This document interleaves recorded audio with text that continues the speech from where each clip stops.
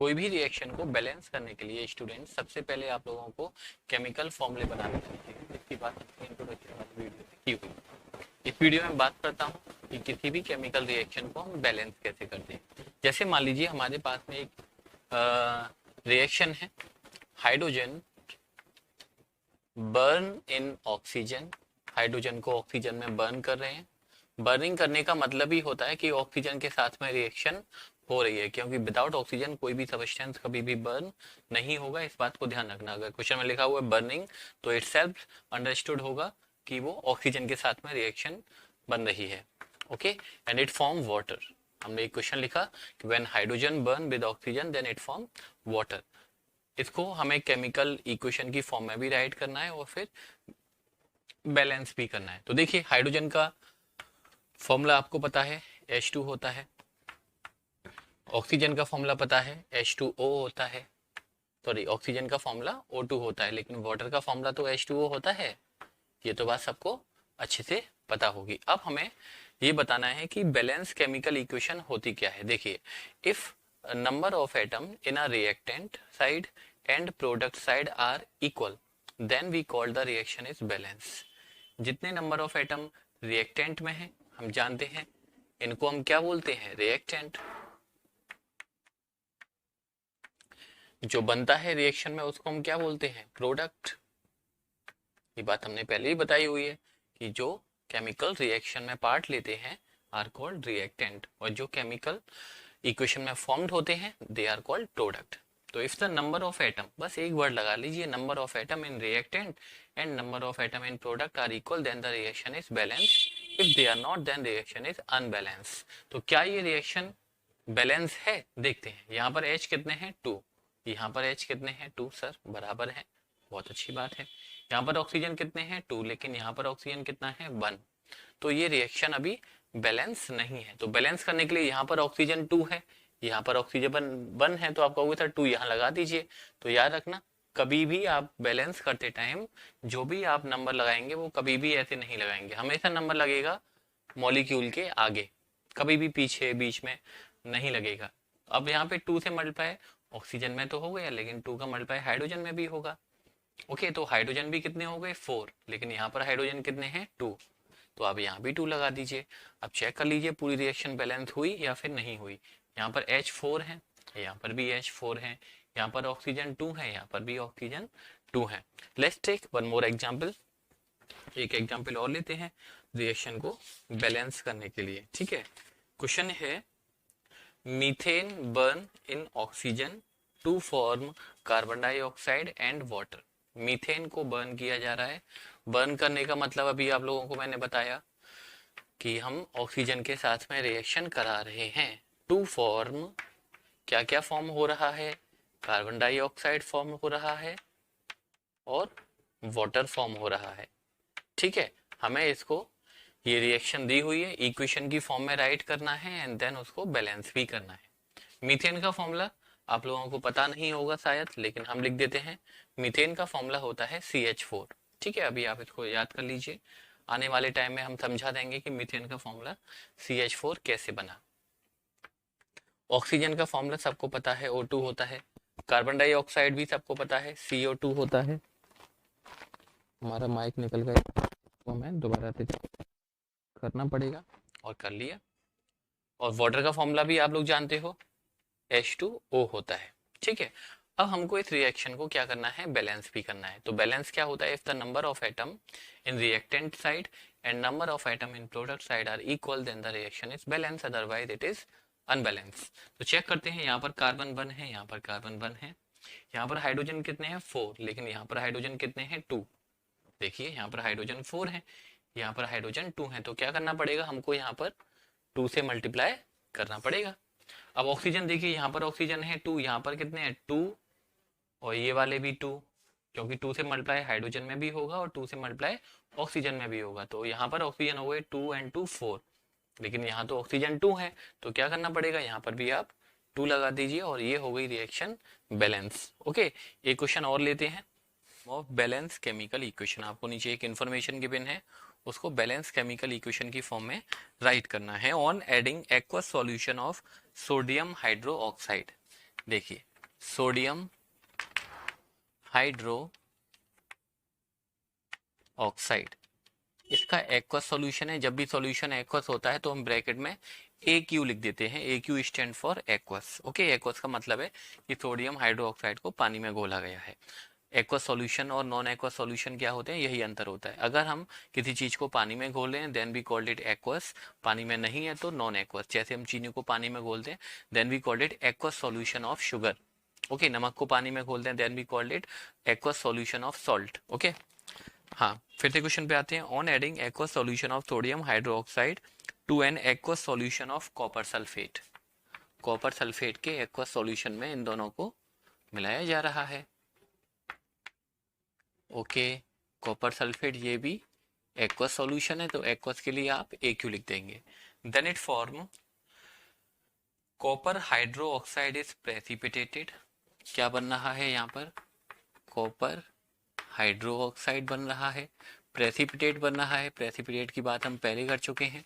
और प्रेसिपिटेट जब भी बनता है तो एक एरो बना देते हैं डाउनवर्ड डायरेक्शन में, गैस निकलती है तो एक एरो बनाते हैं अपवर्ड डायरेक्शन में। और क्या बन रहा है साथ में, and sodium sulphate remain in the solution, और बन रहा है सोडियम सल्फेट। अब हमको क्या करना है, इसको केमिकल इक्वेशन की फॉर्म में लिखना है और फिर बैलेंस करना है।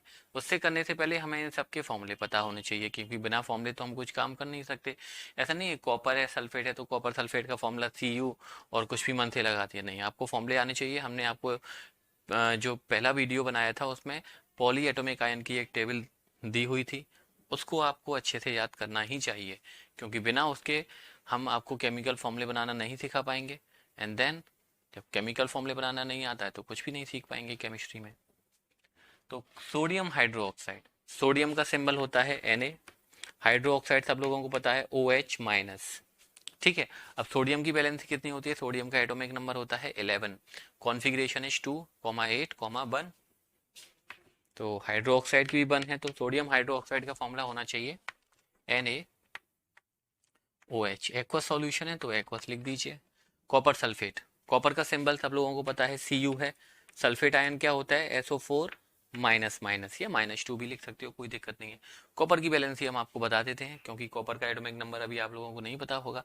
कॉपर का जो बैलेंसी होती है वो होती है 2, सल्फेट की भी बैलेंसी यहाँ पर 2 है।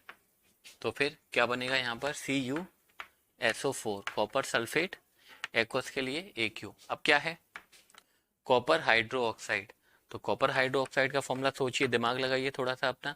कॉपर की बैलेंसी 2, हाइड्रो ऑक्साइड की बैलेंसी 1 होती है, तो फॉर्मूला बनेगा CuOH होल ट्वाइस कॉपर, फिर क्या है सोडियम सल्फेट, तो सोडियम का सिंबल Na, सल्फेट आप जानते हैं SO4 -2, सोडियम की +1 होती है, तो फॉर्मूला क्या बनेगा Na2SO4।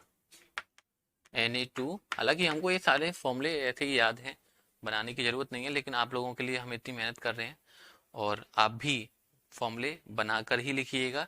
इनिशियल आप पहला चैप्टर पढ़ रहे हैं इसलिए फॉर्मूले सारे बना के देखिएगा, बार बार बनाइए, जैसे फॉर्मूले बनाने में कभी भी कोई कंफ्यूजन ना रहे। अब बैलेंसिंग करते हैं, देखो यहाँ पर Na1 है, यहाँ पर Na2 है, तो आपको पता है 2 यहाँ पर हमको लगाना पड़ेगा। यहाँ पर ऑक्सीजन कितने हैं, 2 and 4 6, देखिए 2 से मल्टीप्लाई O में होगा, 4 ये हैं, तो टोटल कितने हो गए ऑक्सीजन 6। यहाँ पर कितने हैं 2 and 4 6, ऑक्सीजन बैलेंस है। हाइड्रोजन को चेक करते हैं, 2 से मल्टीप्लाई करिए तो 2 हाइड्रोजन यहाँ पर है, यहाँ पर इस 2 से मल्टीप्लाई करेंगे तो 2 हाइड्रोजन यहाँ पर है। कॉपर यहाँ पर 1 है, कॉपर यहाँ पर 1 है, सल्फर यहाँ पर 1 है, सल्फर यहाँ पर 1 है, रिएक्शन इज बैलेंस्ड। ओके, एक क्वेश्चन और लेते हैं, चलो आप लोगों के लिए हम एक क्या, अभी तो बहुत सारे क्वेश्चन लेने पड़ेंगे हमें, इसको रफ कर लेते हैं पहले हम, क्योंकि ये तो काम हमने आप लोगों को फॉर्मूले बनाना 9th वाली क्लासेस में बहुत सिखाया है, खूब अच्छे से आप लोगों को आता है।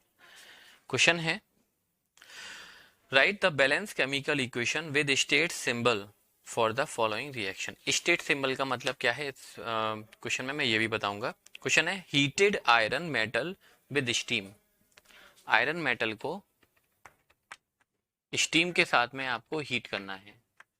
स्टीम समझते हैं ना, जो वाटर होता है वेपर की फॉर्म में बनता है, भाप जो होती है उसको हम स्टीम कहते हैं। And then it form iron second third oxide बना रहा है, iron second comma third oxide and hydrogen gas. Okay, अब आपको इस इक्वेशन को किसमें चेंज करना है, केमिकल इक्वेशन, और वो भी बैलेंस करना है। यहाँ पर एक नया वर्ड आ रहा है sir, iron second third oxide. ये क्या चक्कर है आयरन सेकंड थर्ड ऑक्साइड का, तो बताते हैं। देखिए, आयरन दो तरह की वैलेंसी शो करता है, आयरन वैलेंसी 2 भी शो करता है और आयरन वैलेंसी 3 भी शो करता है। जब आयरन की वैलेंसी 2 होती है तब आयरन ऑक्साइड का फॉर्मूला क्या होगा। ऑक्साइड आप लोग समझते हो, ऑक्सीजन, ऑक्सीजन का एटॉमिक नंबर 8 होता है, कॉन्फिगरेशन 2,6 होता है, वैलेंसी 2 होती है। तो फॉर्मूला बनेगा FeO, इसको बोलते हैं हम आयरन सेकंड ऑक्साइड। समझ गए सेकंड का मतलब क्या है, जब आयरन की वैलेंसी 2 होती है then we called it iron second oxide. एक बात और, इसका एक और नाम होता है फेरस ऑक्साइड। जब भी फेरस वर्ड आपको लिखा हुआ मिले कहीं तो समझ जाना आयरन की बात चल रही है और उसकी वैलेंसी 2 है। जब आयरन की वैलेंसी 2 होती है तब उसे हम फेरस बोलते हैं। अब जब आयरन की वैलेंसी 3 होगी तब क्या होगा सर, ऑक्साइड का फॉर्मूला, ऑक्सीजन की तो वैलेंसी फिक्स है 2 होगी, तब फॉर्मूला बनेगा Fe2O3। इसको हम क्या बोलेंगे, आयरन, सोच सकते हो जब इसको हमने आयरन सेकंड ऑक्साइड बोला है तो इसको हम बोलेंगे आयरन थर्ड ऑक्साइड। इसका एक और नाम होता है फेरिक ऑक्साइड। ओके, तो दो बातें ध्यान रखें, फेरस ऑक्साइड क्या होता है और फेरिक ऑक्साइड क्या होता है। फेरस ऑक्साइड जब आयरन की वैलेंसी 2 है then we called it ferrous, और जब आयरन की वैलेंसी 3 है तब हम उसे बोलते हैं फेरिक। तो फेरस ऑक्साइड का फॉर्मूला FeO बनेगा, फेरिक ऑक्साइड का फॉर्मूला Fe2O3 बनेगा। उसको हम आयरन सेकेंड ऑक्साइड भी बोल रहे हैं और इसको हम आयरन थर्ड ऑक्साइड बोल रहे हैं। अब इन दोनों फॉर्मूले को कंबाइन कर दीजिए, इसको और इसको कंबाइन कर दिए, Fe2 और Fe1, तो कितना हो जाएगा Fe3। ऑक्सीजन यहाँ पर 3 है, यहाँ पर 1 है, तो कितने हो गए 4। इसको क्या नाम देंगे हम, आयरन सेकंड थर्ड ऑक्साइड। क्यों, क्योंकि इसमें आयरन सेकंड वाला भी है, फेरस ऑक्साइड भी है, और इसमें आयरन थर्ड ऑक्साइड भी है, इसलिए हम इसका नाम दे रहे हैं आयरन सेकंड थर्ड ऑक्साइड। तो आयरन के 3 ऑक्साइड बन जाते हैं, ध्यान रखिएगा, फेरस ऑक्साइड जिसको हम आयरन सेकंड ऑक्साइड बोलते हैं, फेरिक ऑक्साइड जिसको हम आयरन थर्ड ऑक्साइड बोलते हैं, और तीसरा बनेगा, दोनों को कंबाइन कर दीजिए, Fe3O4 जिसका नाम रहता है आयरन सेकंड थर्ड ऑक्साइड। तो आयरन का सिंबल सब लोगों को पता है। ओके, स्टीम H2O होती है, आयरन सेकंड थर्ड ऑक्साइड का फॉर्मूला मैंने अभी अभी बताया, Fe3O4 हाइड्रोजन गैस होती है। ओके, आप चाहो तो इनकी स्टेट भी लिख सकते हो, जैसे आयरन है, आयरन सॉलिड होता है तो सॉलिड के लिए S बना दीजिए, ये यहाँ पर गैसियस फॉर्म में होगी, वेपर फॉर्म में है इसलिए यहाँ पर G बना दीजिए गैस के लिए। Iron second third oxide solid होगा, S बना दीजिए, हाइड्रोजन गैस होती है, G बना दीजिए। ये है स्टेट सिंबल। ओके, स्टेट मतलब कोई चीज सॉलिड में है या लिक्विड में है या गैस में है तो वो लिख दीजिए, देन हो गए स्टेट सिंबल। कोई इसमें निंजा टेक्निक थोड़ी ना लगानी है हमको।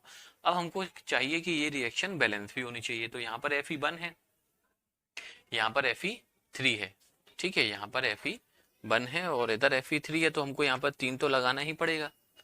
अब ऑक्सीजन को चेक कर लेते हैं, यहाँ पर ऑक्सीजन 1 है, यहाँ पर कितने हैं 4, ठीक है, तो यहाँ पर हमको 4 भी लगाना पड़ेगा, राइट। तो 3 Fe हो गए, 4 ऑक्सीजन भी हो गए, अब बचा हाइड्रोजन। यहाँ पर हाइड्रोजन कितना है 8 और यहाँ पर हाइड्रोजन है 2, तो यहाँ भी हमको 4 लगाना पड़ेगा और ये रिएक्शन बैलेंस हो चुकी है। एक क्वेश्चन और ले लें जरा आप लोगों के लिए, चलिए ले लिया हमने। क्वेश्चन है, आपको इस फॉर्म में क्वेश्चन लिखा हुआ है कि हाइड्रोजन, क्वेश्चन में ही लिखा हुआ है plus chlorine and it form hydrogen chloride, hydrogen chloride, ये आपको बन रहा है इक्वेशन में। हाइड्रोजन का फॉर्मूला क्या होता है सबको पता है, H2 होता है। क्लोरीन का फॉर्मूला क्या होता है, Cl2 होता है। हाइड्रोजन क्लोराइड क्या बनेगा, हाइड्रोजन की वैलेंसी 1 होती है, क्लोरीन की वैलेंसी 1 होती है, तो फॉर्मूला बनना चाहिए HCl।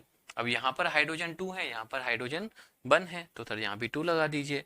अब यहाँ भी क्लोरीन 2 हो गई, यहाँ भी क्लोरीन 2 हो गई reaction balance. Okay, next question है, मैं पढ़ रहा हूँ, hydrogen gas combine with nitrogen gas to form ammonia. Hydrogen gas को आप कंबाइन कर रहे हैं नाइट्रोजन गैस के साथ में to form ammonia. Okay, ammonia भी एक गैस होती है।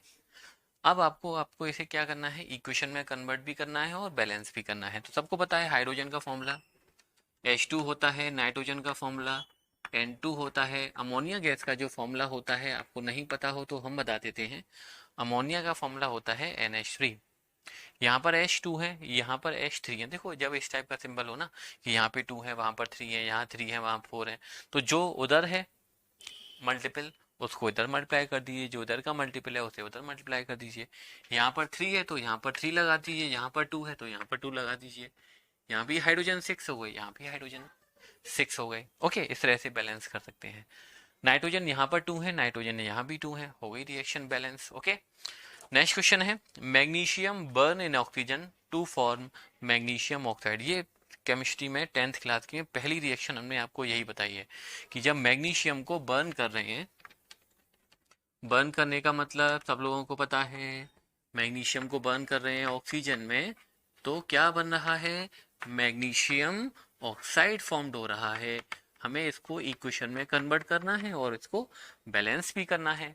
ओके, तो मैग्नीशियम का सिंबल सबको पता है Mg होता है, ऑक्सीजन का सिंबल सबको पता है O2 होता है। मैग्नीशियम ऑक्साइड का फॉर्मूला पता करना पड़ेगा, चलिए बना लेते हैं। मैग्नीशियम एंड ऑक्सीजन, मैग्नीशियम का एटॉमिक नंबर 12 होता है, कॉन्फ़िगरेशन 2,8,2, तो बैलेंस ही होनी चाहिए 2। ऑक्सीजन का एटॉमिक नंबर 8 होता है, कॉन्फ़िगरेशन 2,6, बैलेंस ही 2, तो फॉर्मूला क्या बनेगा, MgO। ओके, बैलेंस करते हैं। यहाँ पर Mg1 है, यहाँ पर Mg1 है, सर बहुत बढ़िया बात है। यहाँ पर ऑक्सीजन 2 है लेकिन यहाँ पर ऑक्सीजन 1 है, तो रिएक्शन तो बैलेंस नहीं है। यहाँ पर 2, यहाँ पे 1, ऐसा कैसे काम चलेगा सर, तो जरा लगाइए यहाँ पर भी 2।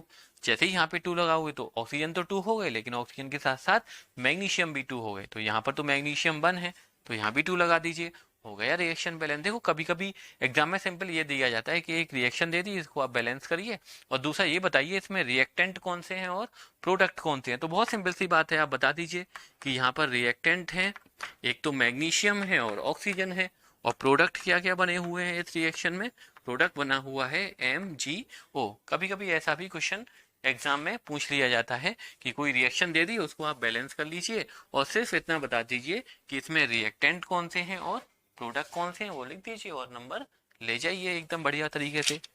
वेल चलिए, कुछ क्वेश्चन मैं आप लोगों के लिए एक दो क्वेश्चन और लेता हूं। देखिए यहाँ पर आपको एक्सरसाइज के क्वेश्चन है, ये 2 रिएक्शन में लिखूंगा और एक रिएक्शन में आप लोगों को भी बैलेंस करने के लिए दूंगा। ठीक है, ये 2 रिएक्शन तो मैंने अपने लिए लिख ली हैं, यहाँ पर प्लस नहीं है।